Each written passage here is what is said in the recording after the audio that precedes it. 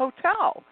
And oh my gosh, I met more people that brought their children to Hollywood, and somehow or another, somebody found that there was a sign in a child's hand that had a star in it. If it had a star in it, it said that you would get fame and success.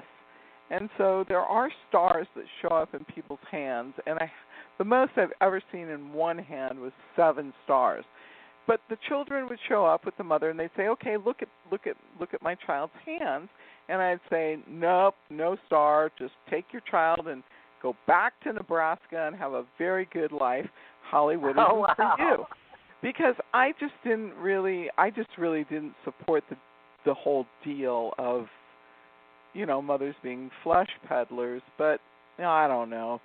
There's plenty of people. Kids, huh? Oh my gosh, Stage children. Stage mom. mom.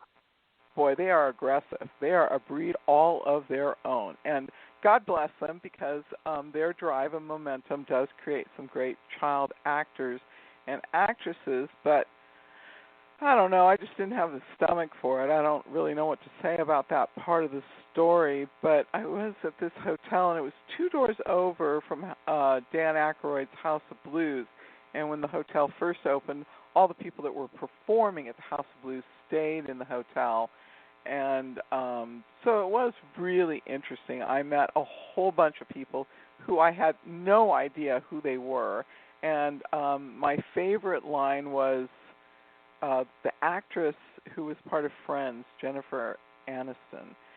She was in having dinner with her mother. No, it was Courtney Cox. Courtney Cox. Okay, see, I can't even remember it. Yeah. So Courtney Cox, I say to her, and I say, "Okay, so what do you do?" I'm doing a reading for her. And she goes, "I'm an actress." And I go, "Well, in this town, there's 2 types of actresses: working actresses and non-working actresses." And she said, "No, I'm a working actress."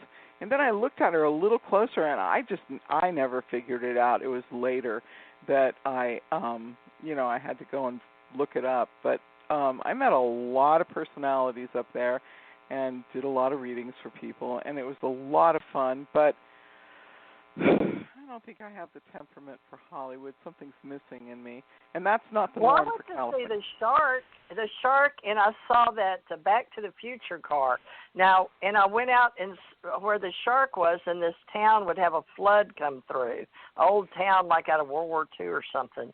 Is that Universal Studios where they have the Back to the Future car and the shark? Because I heard one of y'all mention the shark. I think it was you, Suzanne. So we had to go see. I wanted to go see the Back to the Future car, so I did do that within that 5 years. So funny the little things you remember, but I didn't remember if it was Universal or not. So that was didn't they have a huge theater too there called Universal? Yep. It seems like I went to the movie there, but a premiere or something. I don't know what I did there, but huge theater, and you had to go through, and they took you on a tour, and then they had that little town, didn't they? Or is that true? Is that in my mind? Remember the little town square that was in so many things? Yeah, my dad invented the solid tire that was used for that ride, because one of the points in the ride is that they have to be able to bring you to a stop, and that was probably one of the first really big projects where the solid tires my dad had invented were used in something that was kind of theatrical, and he used that film of the that ride with the shark over and over and over again. That was kind of his material, so that's the only reason why I happen to know that ride, because I've never been inside of Universal Studios. Oh, wow. Well, I guess the tram comes by there, and the shark comes up, and then it sinks back down into the water. Right. That's right. It's really a lot of fun, and up comes that big giant shark and just scares you. It is so much fun. Now they have at Universal Studios, they have the Harry Potter Village, and so people go there and do the whole... Oh, yeah, that'd be awesome. Yeah, they get dressed in costumes, and they go and spend the day there, and it's a lot of fun. But yeah, amusement parks. I like water parks, but I'm not an amusement park person, which is weird. Oh, I love amusement parks. But now, are they closed down? Because I don't even know if Orlando, here where I live in Florida, folks, I live in Gulf Breeze. They live in Orange County.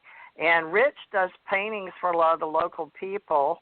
But he can do any paintings if you're interested from a photo and put it up on his little easel and do your little watercolor art if you want to get really fancy. He does real expensive oil paintings for commissions, and I can't see it, but I put it up on tonight's show, so when it goes out to all these radio shows, the description will have Rich Flynn and his little thing about you can order his artwork. And I did that intentionally because, Suzanne found me, and we came together over our ACO club with Butwin. But Rich is taking an interest in what she and I do and came on a couple of shows, which shocked me because most of the husbands, when I've worked on radio, they're not interested, not even my own. So I think it was cool. I'll tell you one thing. One of the happiest moments working with Suzanne is especially at the tango was when she's busy and I'm busy, and I'm painting and she's doing readings. It's just there's such a feeling inside of me like, oh, everything is just really cool, I don't know what it is, but when she's working and I'm working, and then we meet up afterwards, and okay, how did that go? Okay, how'd this go? That's just, to me, that's just a really an amazing feeling. I can't describe what it is. That's your bliss, huh? It's our bliss. Yeah, it's like it is like a bliss moment. Yeah, we've always worked well together. Yeah, we're quite lucky. That is one of the things that we looked for a long time. We said, we've got to find another place that'll have an artist and a psychic. But it really wasn't about the fact that I was a psychic and he was an artist. It was about the fact that there were so many different types of entertainment, and there were so many. I mean, I brought in the psychic talent for the situation. There were different types of psychics. I had one guy his name was Richard Bates, and he dressed up in this Renaissance costume, and he would read people's eyes, and he did iridology. And then I had another girlfriend, and her name was Stephanie Harnack, and she would come in and she would read tarot cards. And I just had all of these different psychics that I brought in to take and work inside of the restaurant. And, and Rich had all these different artist friends that were there, and we had all these different artists, and then there were the dancers, and then there were the musicians. So when you went out to dinner, and then you had a whole show, and it really and we talked to somebody, and she said, no, there'll never be another situation like that. There just won't, and it's true. We haven't found anything even remotely close to that idea, but it's a great idea for a meal. What kind of dancers? Because now I worked in theater. I love dancing. And Patrick Swayze is the most famous person that I met in Houston. And then something Black. He was a guitarist. He married Lisa Hartman. And I subbed at the Royal Coach Inn. And her dad worked at Channel 13. Lisa would, something Black, country, what was his name? Y'all aren't into country, are you? But he came. Yeah. Do you know who I'm talking about? Lewis, but not Lewis. Tim Black? I don't know. Have to look up to Lisa Hartman. Yeah. I used to go hear him play at night at one of the clubs in Pasadena. Oh, wow. And then I worked with Mickey Gilley. I don't know if y'all know who that is. Yeah. At his club. And then I met, what was that guy with a horse face? I met a whole bunch of famous people in Houston. And then working with Bob Hope, and, it was Gerlach Entertainment Agency. But he booked all these famous names back in the early 60s and late 60s, early 70s. And then that's where I met Ronald Reagan at one of those big la-di-da country club things or conventions. And they pulled him out in the hallway and pulled me out in the hallway and told us both to look at each other. That was so strange, and I to this day.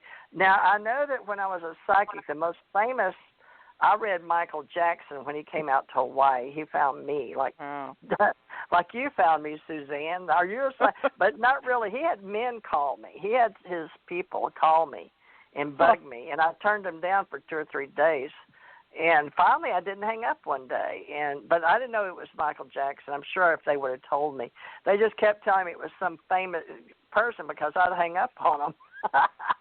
Right. There's something about Men in Black or security people. You just know, folks. I can't explain it, but especially as a psychic, it's just click, you know. So, but finally they got me to come up, and I told them, I tell you what, because they just caught me at a weak moment. I was jogging back then. I was in health and I was in the Navy, but I told them I was going to jog up to Diamond Head because I lived in Kahala, right down from the Hilton where the Clintons came, you know.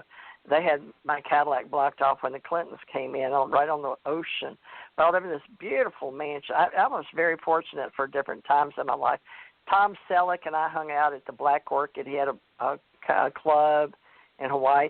But I met lots of famous people, but I still today think Michael Jackson's the most famous. And he came to me to ask me. He was in a big, long stretch in Hawaii, black stretch, and I didn't know who he was in the back, but what he did was they finally got me when I said, I'll tell you what, I'll meet you if you want to find me. And they found me, the Men in Black. I guess they probably followed me from my house, but I did. I jogged up. And so they caught me while I was catching my breath. You can picture me in shorts and my hands on my sides. In 30, I was like 36, I think, 33, 36. And I still remember it was mid-afternoon, and he'd ask a question, they'd come ask me and go back and tell him. Then he'd send them over and ask me another question, go back and tell him. And this is how we did for a while, and back and forth until finally he trusted me enough because he was asking me about Las Vegas and stuff to help them downtown save Las Vegas, which I didn't know why. But after that, and then he booked a hotel down in Hawaii, and it was like $5,500. But the way he said it was like, oh, don't worry about it, it's only like $5,500. But I was like, only $5,500 for the night. Like, it was really cheap, you know, to shut it down for just him and me. But you know, but I didn't charge him, folks. Even, you know, I was a psychic, but I had my psychic sign up for the Ascension Psychic Awakening classes, and he found me in the newspapers. What I think, Right. but his brothers worked with a friend of mine in my company then too, over in California, Gulu Wadamul, and then the Jackson brothers. And I always thought they were so cool from Indiana and going through Motown, and I'm sure y'all know that story, right, in California. Right. We do. Do y'all have? Did y'all meet a lot of famous people? Let's ask both of y'all. Who's the most famous? I heard Courtney Cox, but Rich, and is there anybody else? Suzanne. Oh, gosh. I say Bob Hope and Michael Jackson are the two most. Rich, you know, you keep better track of the people that I've talked to that are famous. Jerry Springer. People, gosh. Cast of Desperate Housewives. Right. Can you do music? Who was? Oh my God, my brain's not working. Who was Peggy Lipton? Who you did that party for? Oh yeah, let's see. Who is that? Oh my gosh, we really can't remember. But let's see. Let's start with some of the singers. Who was the woman who did the Sugar Shack? Oh, B-52s. B-52s. So they would come to Tango, and then also you would do readings on them. Plus, you were you did a party at Maria Shriver's house. No, I didn't do a party. That'd be a big one. I did do a reading for Maria Shriver. Yes. Oh my gosh, wasn't that Schwarzenegger's first or second wife? I don't remember which one. It was one of his wives, wasn't it? Yeah, he was married to her at the time. And I met him too. That's cool. We got a lot in common. I didn't read for him or his wife. Wow. There's one connection. Tom Selleck, Mr. Blackwell. You met Tom Selleck like I did? I did. That is weird. Did you do a reading for him? Yeah. Who else? Gary Busey, Larry Sanders. I love Gary Busey. He's one of my favorite actors. Oh my gosh, Hey, I I'll love give you, him. love Gary Busey. Gary Busey still living in the same place. That was Gary Shandling. Who Gary is Shandling. I like Who Gary Shandling. You got Yeah. good people in your karma. Well, Karma Dharma. so who is that guy who we're thinking of, that producer in Bel Air, Peggy